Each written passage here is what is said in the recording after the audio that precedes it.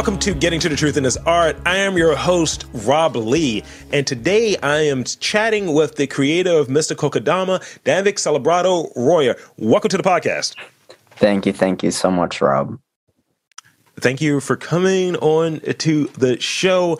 And if you will, I didn't say it when we were talking, but thank you for what you're doing. It brought a lot of great energy. I was fortunate enough to meet you briefly and get one of the great.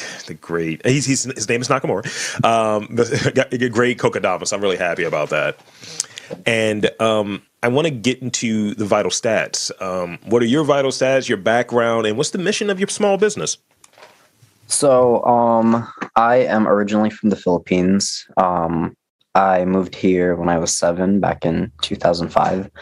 And then I moved to Towson to go to college. And then I was like on track to graduating. Well, I graduated like right when COVID hit.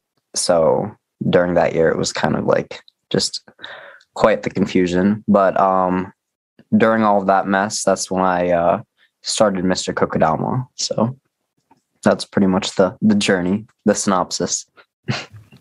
The journey. So it's a Japanese bonsai art form that originated in the Edo period. Mm-hmm. I did research. So kind of what sparked your interest in that specific type of like art or this type of work? So honestly, I didn't even get into bonsai and kokedamas really until late 2020. It was like December of 2020, right when I was graduating. But during that time, like from March 2020, like when the lockdown happened, all the way to like throughout that year, I was keeping plants and collecting plants and learning how to grow different types of plants. And it started from like small kitchen herbs like basil, parsley, to house plants. And so like this weird obsession with plants kind of just exponentially grew. So I started following a bunch of like plant pages on Instagram, and I came across kokedamas, and I thought it was pretty interesting. Like these look really unique, and like I've never seen anything like it before. And so I thought, oh well, I think I'm able to make that. So I Googled it, and I made one. I made my first kokedama as a Christmas present to my mom. That's really nice. I like just different things that I'm seeing on the socials and on the website. It was ones I saw for we're recording this in February, too dated for the fine folks, but where I saw one that was, I think for Valentine's Day. I was like, are those flowers? I was like, what the hell? I was like, you got some news on there? I was like, wow, this is really cool. And I think it's showing that you're doing a lot of different things. So what does you're doing things that are unique, that are different. What does it say about your personality in the work that you're choosing to do? Like I saw the recent the Valentine's Day kind of ones with the roses in there. Mm-hmm. So tell me about that. What does that say about your personality within your work? I guess something that I see that parallels with the business and myself is that this want to learn more and grow. I kind of find those two themes huge, especially when growing plants. There's growth involved and learning. And so that's applicable in many aspects of the business, like learning how to grow the plants, what their requirements are for sunlight and watering, and like how they react in the winter versus spring and summer.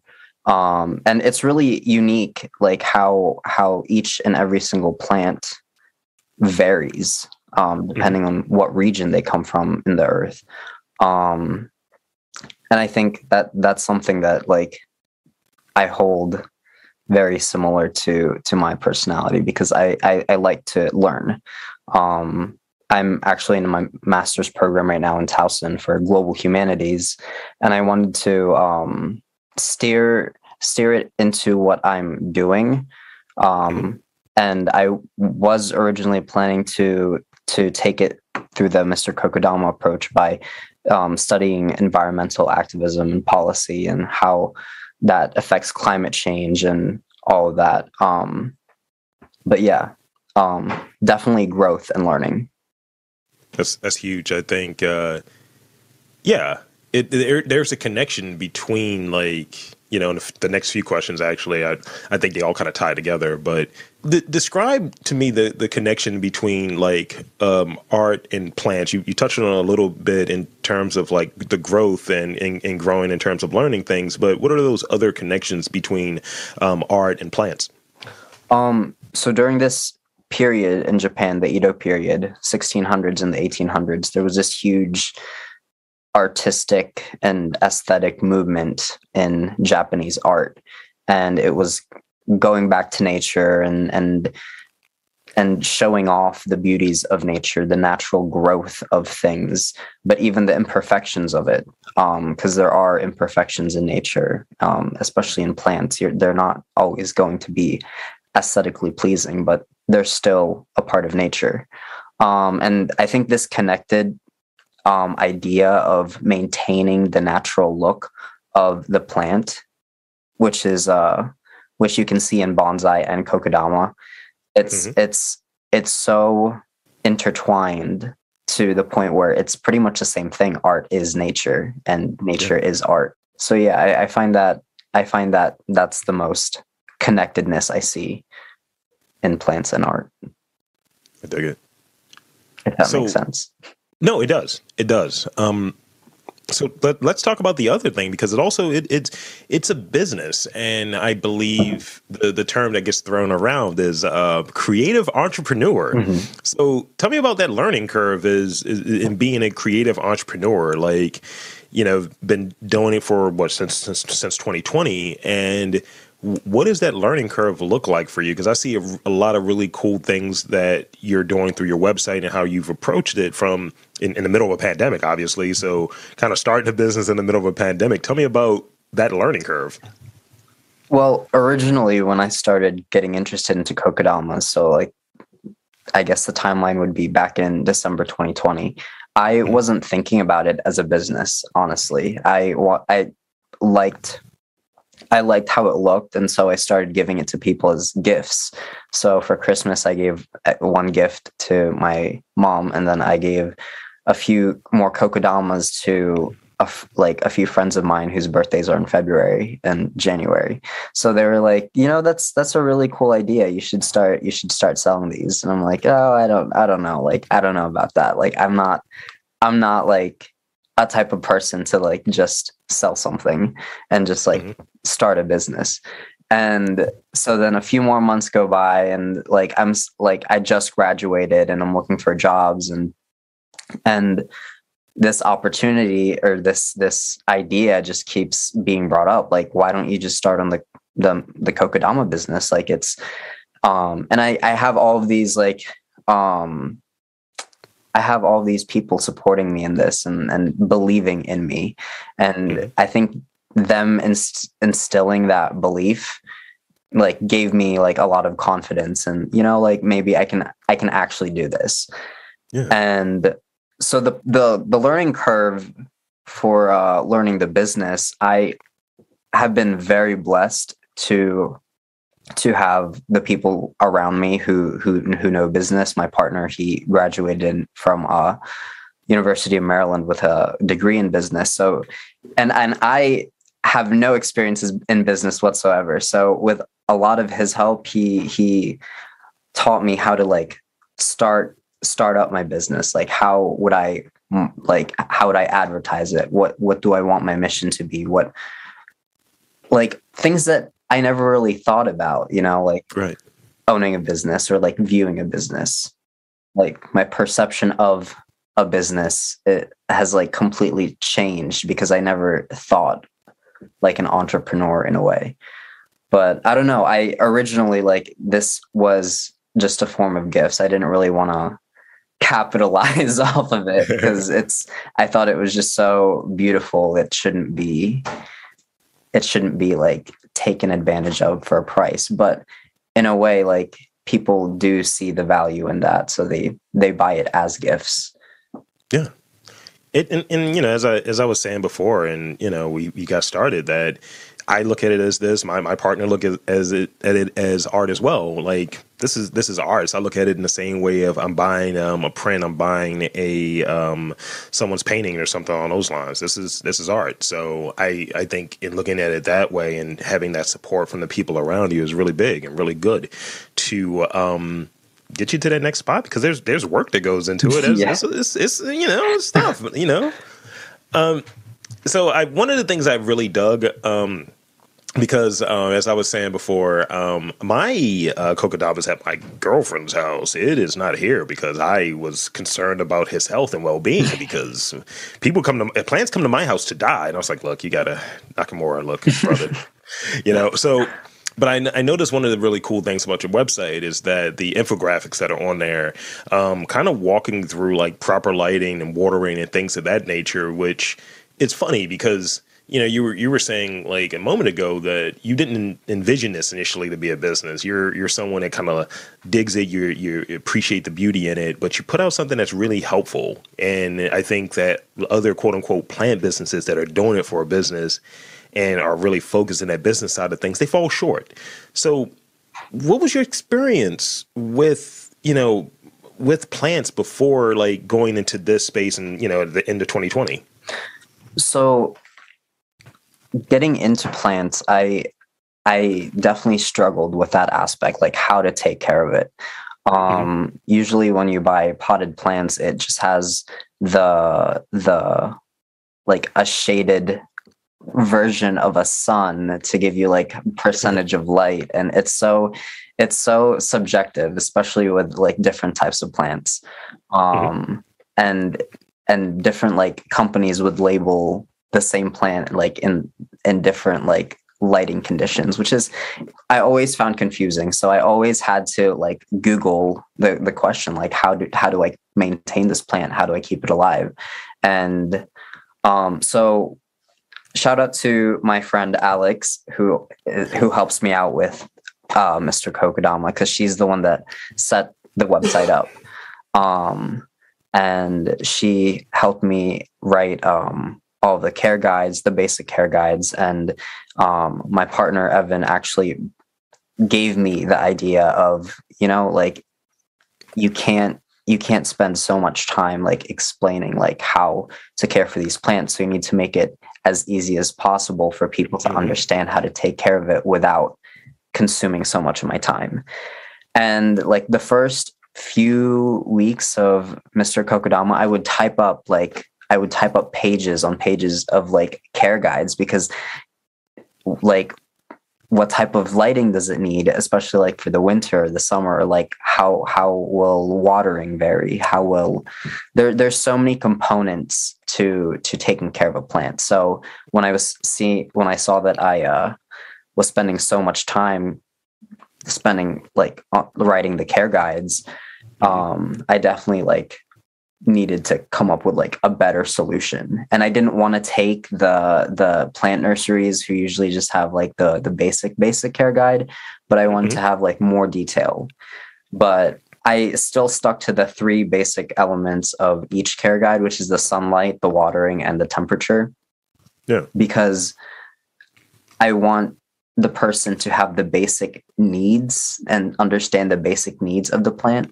But I would really like the person buying the Kokedama to create a relationship with the Kokedama and like take their own time to Google. Because like I also write the name on each care guide just so the person knows what type of plant it is. And I think that having that connection to the plant, like knowing the name, knowing its care, like really incentivizes the person to care for the plant in a way. Absolutely. So, and thank you for sharing that. Actually, I'm hearing you're a person that really cares about what you're doing. So I like that. I like that. I dig it. I dig it. I really do. So, what is creativity? What does creativity mean to you? Do you consider yourself a creative? Why or why not? Yes, I think I've always considered myself as a creative person. Like ever since I was younger, I was always into music. I played the violin, the guitar, and I sang.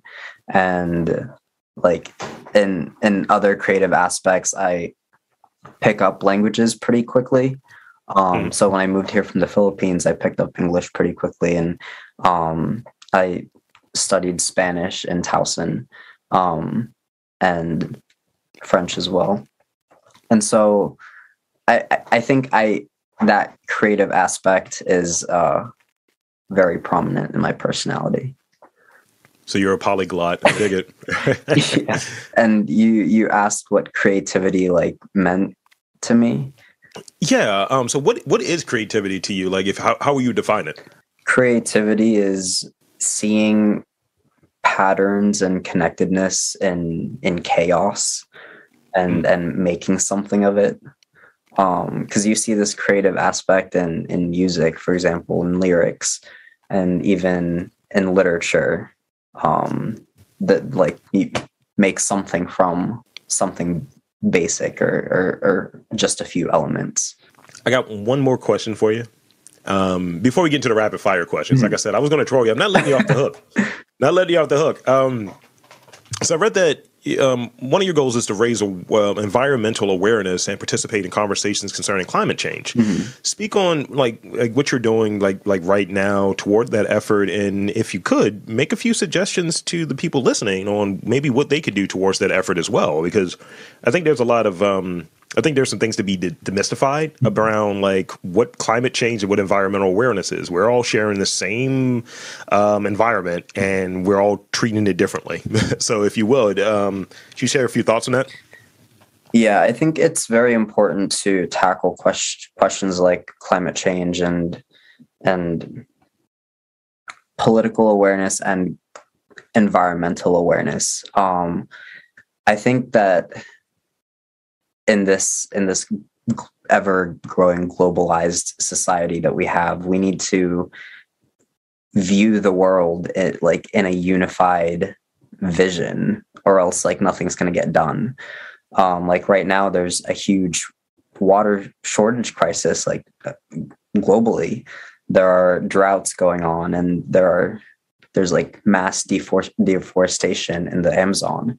And when I read into these topics, it's not just about the environment, but also the people who are connected to the environment, like indigenous people. And so like it's interesting to look at how politics and political agendas are so intertwined with how we treat the earth, and the people who protect the earth, which essentially are indigenous people. And so the reason why I wanted to take on this environmental awareness is because I feel like that's reflected on Mr. Kokedama as a business, because the entire Kokedama itself is zero waste. Everything's natural and everything biodegrades. So from the twine to the soil to the moss, everything's natural, and the plant as well. And so like with the kokedamas that I've killed, because I have killed kokedamas and plants, I would put them in my compost pile so that they could decompose and eventually go back to their natural state in a way. So I think taking the time, like if you ask like if I have any advice for people out there who are listening about environmental awareness, like I would advocate for people to start your own compost pile in your backyard if you have the space. Start being aware of what you throw out versus what you recycle. Even like what you consume, or like if you take reusable bags to the grocery store, use the plastic bags, and how long you leave the water running for. It's simple things that you can make like a huge impact on a day-to-day basis. Like reducing your carbon footprint would just be your overall like best goal to have. Yeah, I think that pretty much puts it out there really plainly because people don't see the connections. But when you give them skin in the game, it's like, this is kind of what you should do. And here's a few easy tips, easy corrections. Sometimes people think that there are large mass changes that you have to make. And it's like, no, you can just stop running the water so much. Yeah. Boom. Yeah. Differences. And I think if enough people do it, then yeah, there's going to be a change. Yeah.